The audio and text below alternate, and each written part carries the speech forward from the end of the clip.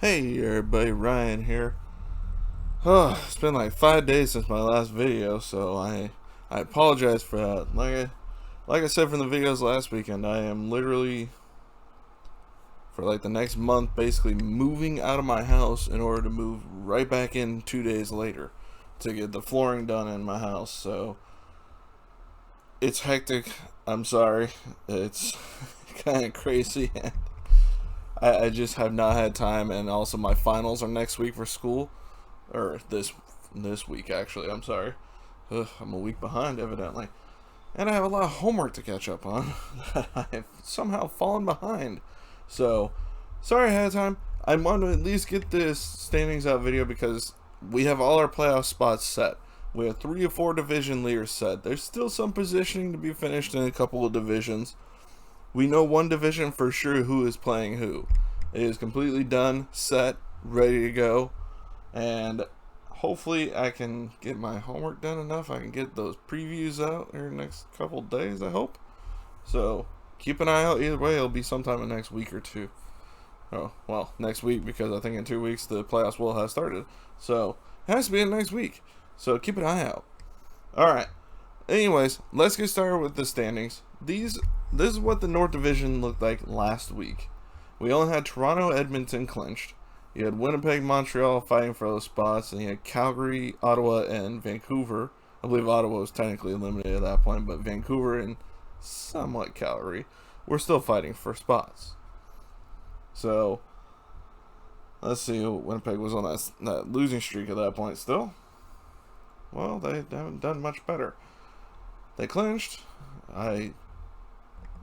Toronto is definitely the top team in this division. They will be playing either Winnipeg or Montreal. Then you have Edmonton, who's in second steadily, and they will be playing either Winnipeg or Montreal. And honestly, I think both those teams don't care which one because neither one is playing the greatest. Montreal's playing better. Winnipeg right now, if I was a betting man and I'd have Edmonton versus Winnipeg, I'd say Edmonton would go down pretty dang quick because they have been god awful of late. 1-for-9 in the last 10. They broke their 7 or 8 game losing streak, whatever it ended up being. 1-1 and continued to go on another losing streak. They are a team that is just shot right now. Ugh. I figured Ehlers' injury would hurt them, but did not realize how bad it would end up being overall because they have been god awful since he's been hurt. Alright. Well, we know Calgary, Ottawa, and Vancouver are definitely not making the playoffs, but in this division, we still have, like I said, some positioning. That 3rd and 4th playoff spot. Who will end up getting the better draft pick? Because Ottawa has been a beast of a team of late, 7-2-1. Them and Montreal had the lowest amount of games left in this division, 1 each. Vancouver still has 6 games left. I think that runs through like this weekend. So we'll see how this one ends up, but as of right now, we are set with the first 2. The 4 playoff teams are set, but it's just final positioning. Alright, on to the East Division. Last week we had the 4 teams already clinched last week. We had Washington, followed by Pittsburgh, Boston, and then the Islanders. Rangers, Philadelphia, New Jersey, and Buffalo were eliminated. Now, let's see where they're sitting this week. This division is pretty much done. There's 1 game left between Washington and Boston. I believe that will determine that last spot there. Because Washington, even if they tied Pittsburgh is a tiebreaker. Where, let's see. No, actually it's set because even if Boston ties Washington has a higher row, so they're going to win in that area. So, we know it's Pittsburgh versus the New York Islanders, which, hey, may reignite the old rivalry there. Maybe not as nasty as the last time we saw that rivalry pop its ugly head. The whole Gillies incident. And I don't mean Bob Gillies either. Trevor? Was it Trevor Gillies? One where he boarded, what's his name? Eric Tangradi, and continued to berate him down injured on the ice while standing in the doorway right next to it, and a massive brawl ensued where Michael Haley went after not Craig Johnson, Brent Johnson? Brent Johnson. And Eric Goddard jumped off the bench, chased him down. So we're not going to see that. None of those guys other than like Crosby and Malkin and Letang, I think, are still playing. That's about it. Well, Fleury, but he's no longer on Pittsburgh, so it doesn't matter anymore. But yeah, I don't think we're going to see it that bad, but maybe restart some of the rivalry. That'd be nice. Then you got Washington versus Boston, and their game's been chippy all year, so that's going to be a fun series to watch. But anyways, I'll get to that when we get to the previews of the playoff rounds. So, and I'll get to the moratoriums for the teams that didn't make the playoffs as well. Alright, so Central Division last week, Carolina was in first, followed by Florida, Tampa, and Nashville still trying to get that last playoff spot last week. Dallas chasing them, Chicago was eliminated, Detroit and Columbus were all eliminated, so let's see how this one is going. And Nashville clinched.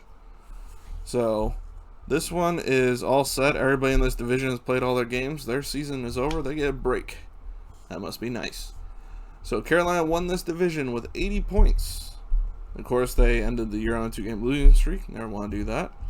Florida ended 1 point behind them. So close to a division title, Florida. The team I expected to be third last in this division. Yeah. I'll also do a moratorium video on how terrible my picks were this year. Alright. Florida did end on a 6-game winning streak, and they should be getting some guys back from injury, which should help them out. So we'll have to see how this all plays out in the playoffs, of course. Tampa, kind of surprising, kind of not. I mean, they haven't been great of late, but they should be getting Kucherov and Stamkos back, which should give them a boost, especially if they can come back playing well. We'll have to see how that goes. Alright, on the West Division, we had Vegas, followed by Colorado and Minnesota as the only 3 teams that clinched. St. Louis was trying to stave off Arizona, LA, and San Jose. Actually, I believe San Jose was already eliminated last week at this point. Yes, they were.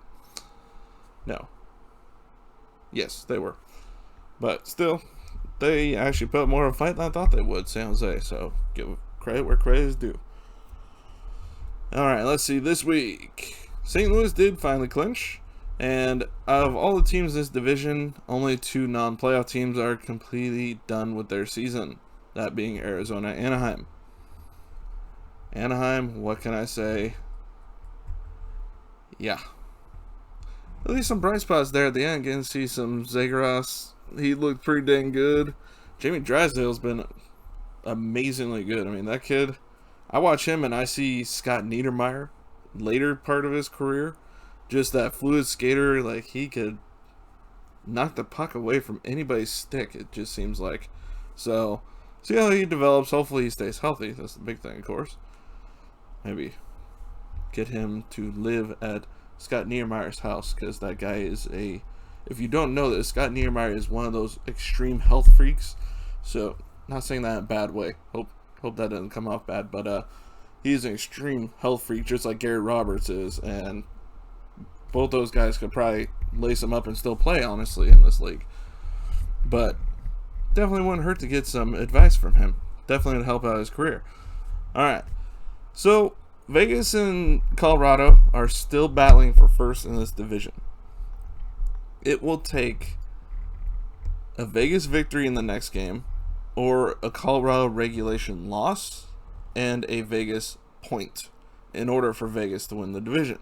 Where Colorado could win it if they win their last 2 games. Or just tie Vegas because they do beat them in the tiebreaker of... Oh, no, they do not beat them in row. Never mind. Vegas holds the row victory. But that could change, too. Because Colorado has 2 games left. So they tie them. They actually would be tied in row, in which case I believe it falls back upon point percentage, which Vegas would win because they do have more wins than them, technically. So... Yep, that's the one battle left. I mean, Minnesota's fallen back, so they're not going to be battling for those 2 spots. Well, they technically could, actually. I'm incorrect. They had 2 games left. They could end up passing Colorado if Colorado gets clean swept out of their last 2 games, which is always a possibility. So Minnesota could still get home ice in that matchup. It'll be a long shot, but it's possible. So let's see how this one ends, because it'll be a fun chase to the end. St. Louis is safely in 4th. They'll play Vegas or Colorado. And then Minnesota will play Colorado, Vegas, one of the two. So, should be fun matchups in the West, one way or the other. All right, here is where the top 10 teams are right now in the league. Some still have games. So, oh, this is last week. I'm sorry. Last week was Carolina, followed by Florida, Vegas, Tampa, Colorado, Toronto, Washington, Pittsburgh, Minnesota, and then Boston. Let's see where teams sit this week. Oh, Tampa slipped up in there. Did they? No, they slipped down. Oh my gosh. I don't know what's going on with Tampa here at the end of the year, but they'd already clinched, so who cares? All right, so the top team right now is Vegas. They are tied with Carolina. And they do hold row over them, so they will retain top team in the league if they retain that spot. Colorado, like I said, could still pass them. Toronto does not have a chance of passing them. Tying them, but not passing. So, let's see. It's Vegas, Carolina, Florida, Colorado, Pittsburgh, Toronto, Minnesota, Washington, Tampa, and Boston. So, that's where we sit. I mean, none of those teams are in the maybe Minnesota. Pittsburgh and Florida, what I call surprises. I expected Toronto to be good. I just didn't expect them to be... No, not Toronto. I'm sorry, Pittsburgh. I expected them to be good, but I figured them to be more midline instead of top of their division. So, that was a surprise, but not a huge one either. Where Florida is a huge surprise. Massive surprise. I never would pick that.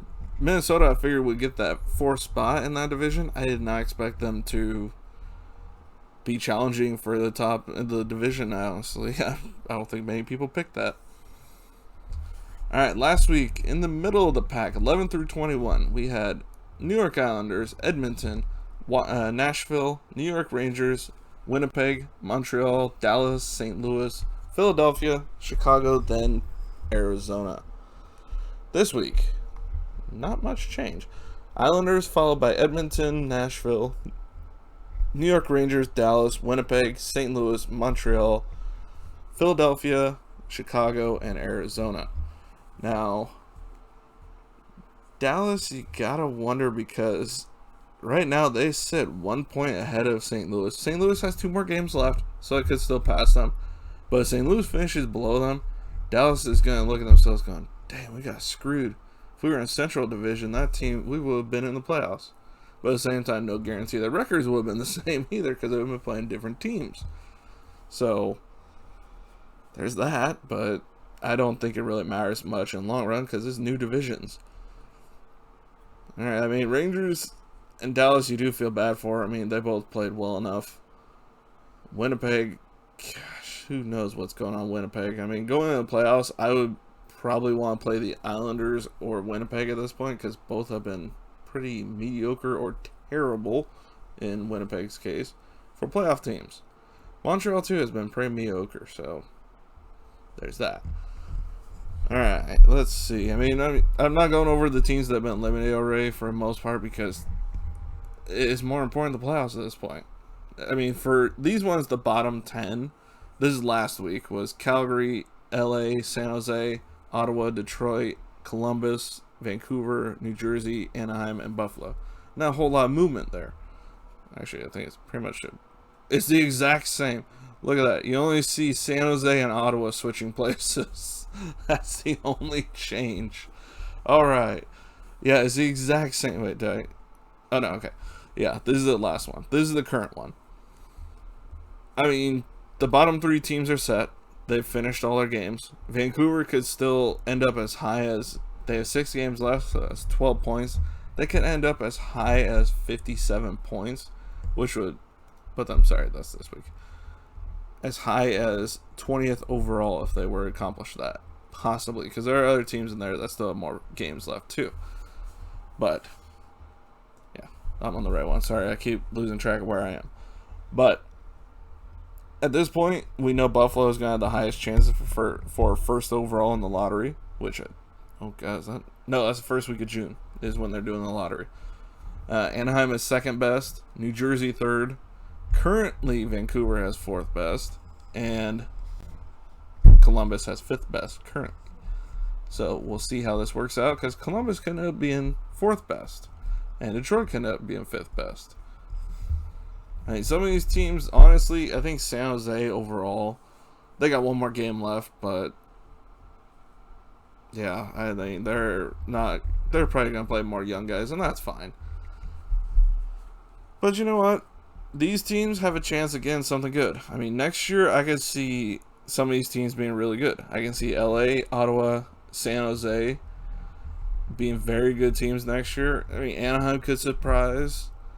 New Jersey's had a lot of good kids playing for them this year. I mean, I'm not sure they're going to challenge for spots next year. Vancouver, who knows, because they have a lot of restricted free agents that are going to cost them money. So we'll see how that one works. Columbus, they're going to be towards the bottom, I think, next year. Detroit, I think, may improve a bit. I think they still won't be a playoff team, but we'll see. Calgary, I think, is going to be... I think they're going to be checking down at the bottom next year. And Buffalo probably will still be the worst team next year. They do not look like they're coming out of this. And it looks like... why am I drawing blank on his name right now? Oh, good God. Jack Eichel. There we go. Jack Eichel looks like he really wants out. So we'll see how this works out. Because, I mean, who knows? Trading someone like that, you could get a king's ransom and they can end up being a better team than expected. And they just seem to have a terrible environment around them, so I don't hold my breath on that. So that's where all the standings are. I'm sorry I'm not going as in-depth as normal, but the season is over for the majority of teams at this point. And we know where things are mostly set. I mean, now it's just getting ready for the lottery, getting ready for the playoffs, and after that, getting ready for the draft, free agency, the trades that come with that, because we're still at a stagnant salary cap, so it's not changing up or down, so that's good news at least, but we're going to have a lot of jockeying for getting rid of some bigger contracts, like San Jose will be one of those probably. Who knows? They may end up buying out Vander Kane's contract because of his bankruptcy issues. So we'll see how that plays out this offseason too. So it's going to be an interesting offseason. Probably a lot of videos, we'll see. But other than that, that's all I got for you in this standings video. I hope you enjoyed the video. If you did, please hit that like button and hit that subscribe button if you haven't done so already. Other than that, I will see you on the next video. Bye, everybody.